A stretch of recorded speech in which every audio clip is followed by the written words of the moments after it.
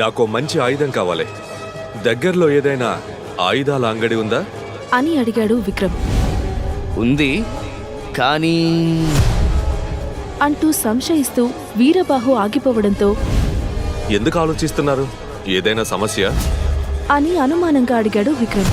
అవును, ఆ అంగడిలో ఉండే యజమాని రతీదేవితోనే సమస్య అని అన్నాడు వీరబాహు.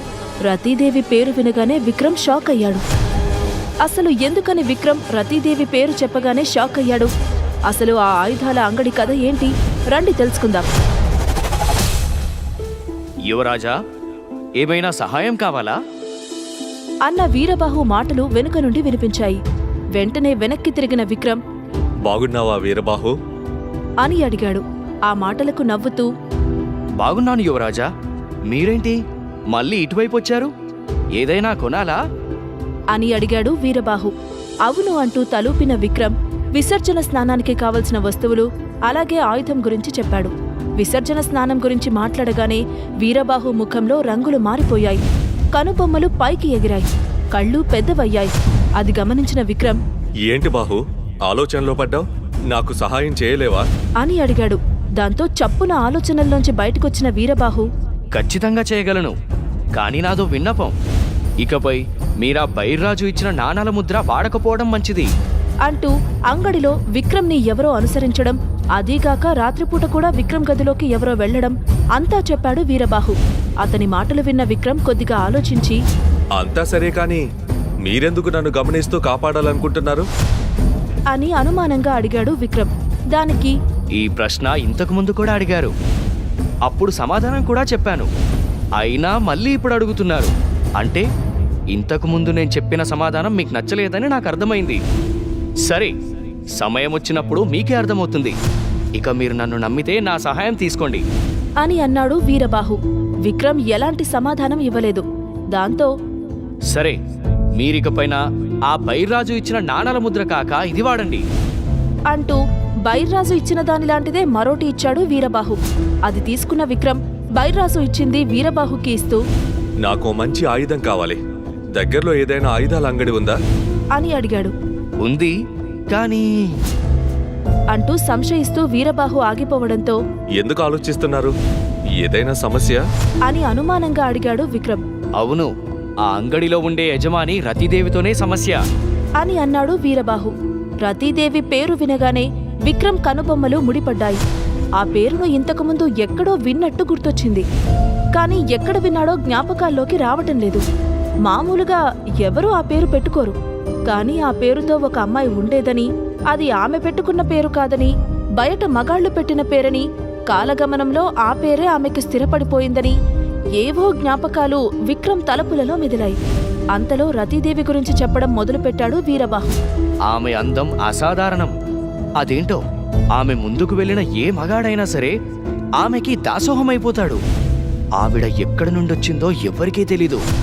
ఆమె మంత్రగత్తె అని, మగాళ్లను తన మంత్రశక్తితో లొంగదీసుకుంటుందని ఒక పుకార్ కూడా ఉంది అని వీరబాహు మాట్లాడుతూ ఉండగానే మధ్యలో కల్పించుకున్న విక్రమ్ ఆమెకు పెళ్ళయిందా అని అడిగాడు.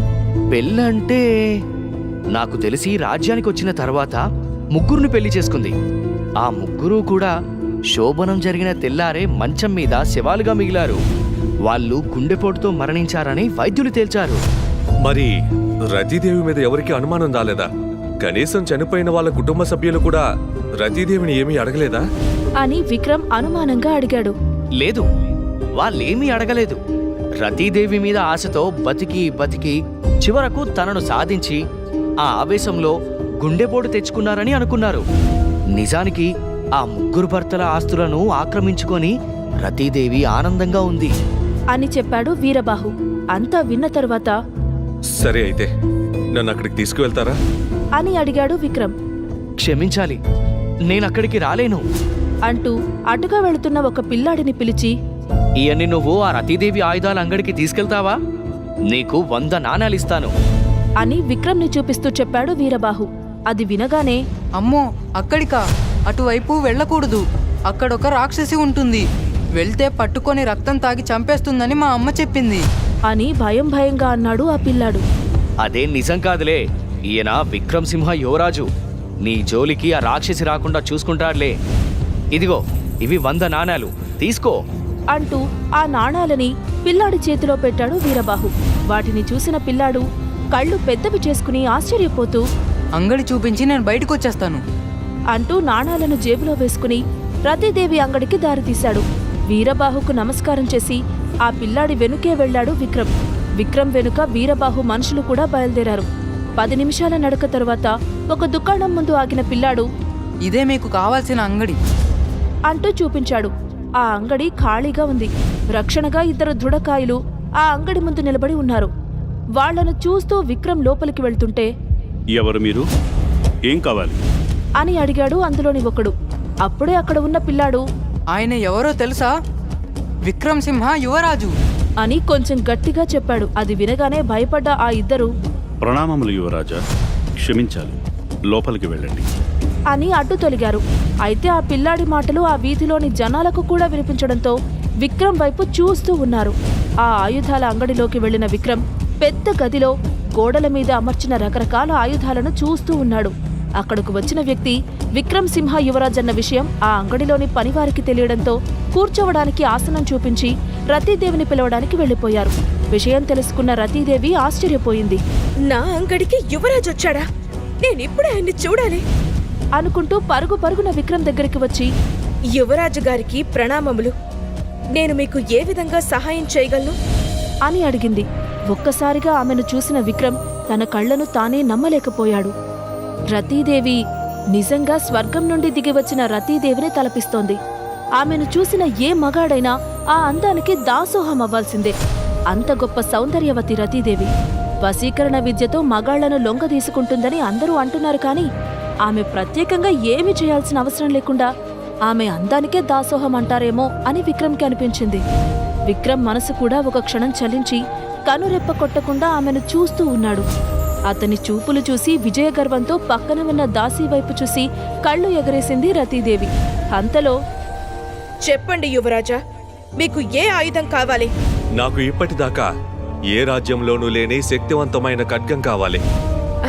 అదైతే మీ ముందే ఉంది అని పక్కున మత్తెక్కించేలా నవ్వింది. విక్రమ్ రతీదేవి నుంచి కాస్త దూరం జరిగాడు. విక్రమ్ అలా చేరేసరికి రతీదేవి కాస్త ఆశ్చర్యంగా తన వ్యూహానికి పని చెప్పడం మొదలుపెట్టింది. మొదట తన నడుముని, ఆ తర్వాత ఎదను పైకెత్తి విక్రమ్కి కనపడేలా చేసింది. కాని విక్రమ్ మహాయోధుడు. మండిపోతూ ఒక్క క్షణం కళ్లతోనే భీకరించాడు. రతీదేవి షాక్లో రాజా, ఇటు రండి, మీకు కావాల్సినవి చూపిస్తాను అని ఆయుధ కర్మాగారం లోపలికి నడిచింది. అసలు నా కోసం పిచ్చెక్కిపోయిన మగవాళ్ళని చూశాను. ఇతనేంటి నన్ను పట్టించుకోవట్లేదు? రతీతో అంత ఈజీ కాదు అని తనలో తాను నవ్వుకుంది. విక్రమ్ లోపల ఆయుధాలను చూసి ఆశ్చర్యపోయాడు. అక్కడ అద్భుతమైన ఆయుధాలున్నాయి. 2 రాజ్యాలు యుద్ధంలో కొట్టుకుని చావడానికి కావలసినన్ని ఆయుధాలున్నాయి. అది ఎంత ప్రమాదమో విక్రమ్ ప్రియురాలు ఆరావళికి, అతనికి మాత్రమే తెలుసు. ఆ సాహసాన్ని జయించాలి అంటే శక్తివంతమైన ఆయుధం కావాలి. అందుకే విక్రమ్ రాజ్యాలు దాటి ఇక్కడికొచ్చాడు. యువరాజా, అక్కడే ఆగిపోయారే, రండి అనగానే ఆలోచనల నుంచి తన ముందుకు నడిచాడు విక్రమ్.